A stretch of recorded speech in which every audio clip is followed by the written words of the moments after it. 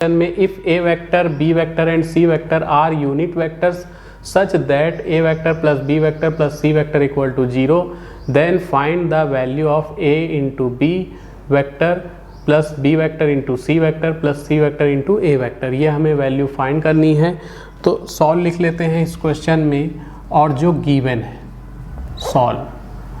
तो यहाँ पर बोला गया है कि a वेक्टर और b वेक्टर और c वेक्टर यूनिट वेक्टर है, तो लिख देंगे because a vector B vector C vector are unit vectors. तो यूनिट वेक्टर्स वो वेक्टर होते हैं जिनका मैग्नीट्यूड 1 होता है। तो इसलिए क्या हो जाएगा, इसलिए A vector mod B vector mod C vector mod तीनों की वैल्यू 1 होगी। ठीक, तीनों की वैल्यू 1 होगी। अब गिवन हमारे पास है, क्या गिवन है कि A vector plus B vector plus C vector equal to 0, ये गिवन है। तो यहाँ एक फॉर्मूला यूज़ होगा, फॉर्मूला होता है अलजेब्रिक फॉर्मूला होता है अलजेब्रा का। ठीक, नॉर्मल अलजेब्रा का फॉर्मूला होता है A plus B plus C, A plus B plus C का whole square equal to A square plus B square plus C square plus 2ab plus B C plus C A, ये formula होता है। ठीक, ये normal algebra का formula होता है, ये वेक्टर अलजेब्रा में भी अप्लाई हो सकता है।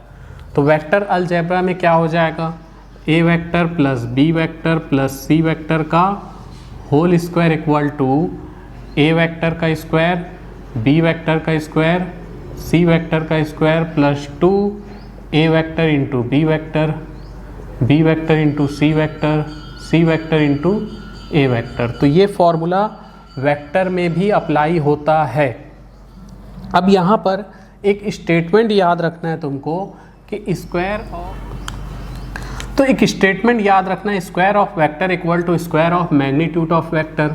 मतलब किसी वेक्टर का स्क्वायर उसके मैग्नीट्यूड के स्क्वायर के इक्वल होता है, किसी वेक्टर का स्क्वायर उस वेक्टर के मैग्नीट्यूड के स्क्वायर के इक्वल होता है। तो हम यहाँ पे इस फॉर्मूले का यूज़ करेंगे, यहाँ तो नहीं करेंगे क्यों, क्वेश्चन में दिया है A vector plus B vector plus C vector equal to 0, तो हम इधर 0 रख देते हैं, तो ये 0 का स्क्वायर हो जाएगा।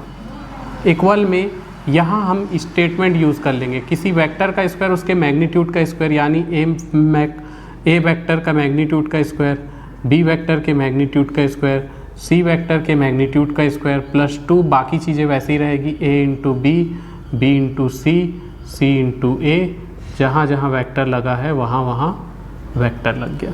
तो हमने क्या किया, A vector plus B vector plus C vector के जगह 0 रख लिया क्योंकि क्वेश्चन में गिवन है। फिर ए वेक्टर का स्क्वायर था तो ए वेक्टर के मॉड का स्क्वायर कर दिया, क्योंकि फॉर्मूला होता है square of vector equal to square of magnitude of square vector. किसी भी वेक्टर का स्क्वायर उसके मैग्नीट्यूड के स्क्वायर के इक्वल होता है, इसलिए यहाँ ए वेक्टर का मैग्नीट्यूड का स्क्वायर, बी वेक्टर के मैग्नीट्यूड का स्क्वायर और सी वेक्टर के मैग्नीट्यूड का स्क्वायर कर दिए, बाकी चीज़ें वैसे ही है। अब यहाँ पे हमने देखा था कि A vector B vector C vector unit vector है, यहाँ हमने देखा था A vector B vector C vector unit vector है। तो जो यूनिट वेक्टर होता है उसका मैग्नीट्यूड 1 होता है, तो यहाँ मैग्नीट्यूड के जगह हम 1 रख देंगे, यहाँ 0 का स्क्वायर 0 ही रहेगा, यहाँ हो जाएगा 1 का स्क्वायर प्लस 1 का स्क्वायर प्लस 1 का स्क्वायर। ए वेक्टर मॉड की वैल्यू 1 है, बी वेक्टर मॉड की वैल्यू 1 है, सी वेक्टर मॉड की वैल्यू 1 है, plus 2 A into B into C plus करके सी इंटू ए वैसे ही रहने वाला है। ये 0 ऐसे ही रहेगा, 1 का स्क्वायर 1 का स्क्वायर 1 हो जाएगा, plus 2 A B C A, ये वेक्टर में रहेगा। अब ये 1 ऐड होके हो जाएगा, ये हो जाएगा 0 इक्वल टू 1 प्लस 1 हो जाएगा 3 प्लस 2 ए vector into B vector into सी वेक्टर इंटू ए वेक्टर। अब इस 3 को इधर ट्रांसफ़र कर दो, तो इस 3 को इधर भेज देंगे तो -3 equal to 2 A vector into B vector plus B vector into C vector plus C vector into A vector. अब क्या करेंगे, हम इसको इस तरफ लिख लेंगे और -3 को उस तरफ। तो इधर लिख लिए तो 2a vector into B vector, B vector into C vector, C vector into A vector equal to -3।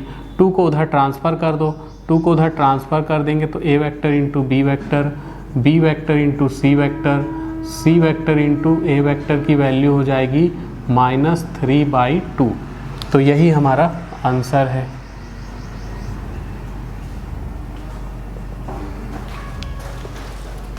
Ji.